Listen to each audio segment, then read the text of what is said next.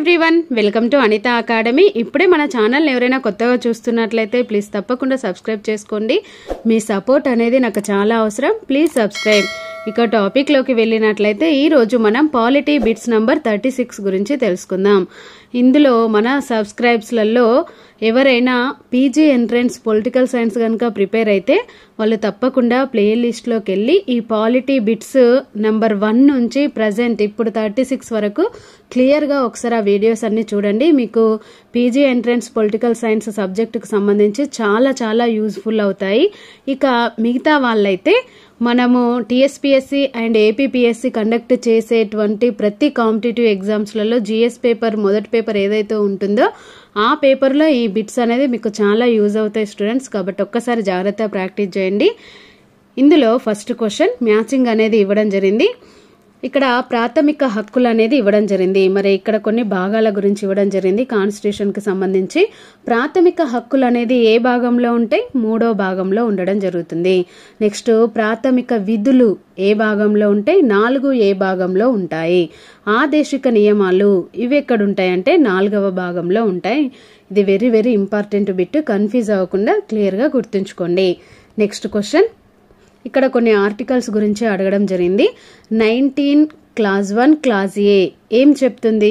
భావ ప్రకటన స్వాతంత్రం గురించి చెప్తుంది. నెక్స్ట్ 19 క్లాజ్ 1 క్లాజ్ బి ఏం చెప్తుంది అంటే సభలు సమావేశాలు మనం ఏర్పాటు చేసుకోవడం గురించి కాన్స్టిట్యూషన్ లో ఈ ఆర్టికల్ ప్రకారం మనకు ఆ హక్కు అనేది ఇవ్వడం జరిగింది. నెక్స్ట్ 19 క్లాజ్ 1 క్లాజ్ ఏం చెప్తుంది అంటే సంస్థల్ని స్థాపించుకోవడం గురించి చెప్తుంది. ఇక్కడ ఈ ఆర్టికల్స్ ని క్లియర్ గా గుర్తుంచుకోండి. నెక్స్ట్ క్వశ్చన్, ఇక్కడ కమిటీస్ గురించి అడగడం జరిగింది. బల్వంత్ రాయ్ మెహతా కమిటీ ఇది దేని గురించి వివరించింది? 3 అంచెల వ్యవస్థను చూపించడం జరిగింది. కాబట్టి ఇక్కడ ఈ 3 అంచెల వ్యవస్థ అనేది ఈ క్వశ్చన్ కి కరెక్ట్ అవుతుంది. నెక్స్ట్ అశోక్ మెహతా కమిటీ, ఈ అశోక్ మెహతా కమిటీ 2 అంచెల వ్యవస్థ గురించి వివరించడం జరిగింది. నెక్స్ట్ కాకా సాహెబ్ కలేల్కర్ కమిటీ, ఈయన బీసీ స్థితిగతుల గురించి వివరించడం జరిగింది. నెక్స్ట్ క్వశ్చన్, సమైక్య తరహా ప్రభుత్వం దీని గురించి చెప్పిన చట్టం ఏది అనంటే 1935 భారత ప్రభుత్వ చట్టం సమైక్య తరహా ప్రభుత్వం గురించి చెప్పడం జరిగింది. నెక్స్ట్ ద్వంద్వ ప్రభుత్వం దీని గురించి చెప్పింది మాంటేగ్ చేమ్స్ఫర్డ్ చట్టం 1919. ఇందులో ద్వంద్వ ప్రభుత్వం గురించి వివరించడం జరిగింది. నెక్స్ట్ మతపర ప్రాతినిధ్యం అనేది ఈ మింటో మార్లే చట్టం 1909 ద్వారా రావడం జరిగింది. నెక్స్ట్ క్వశ్చన్, ఇక్కడ కొన్ని ఆర్టికల్స్ అనేది ఇవ్వడం జరిగింది. ఇవి స్థానిక సంస్థలకు సంబంధించిన ఆర్టికల్స్. 243 క్లాజ్ ఐ దేని గురించి వివరిస్తుంది అంటే ఆర్థిక సంఘం గురించి చెప్పడం జరుగుతుంది. 243 క్లాజ్ ఈ దేని గురించి చెప్తుంది అంటే పదవి కాలం గురించి చెప్తుంది.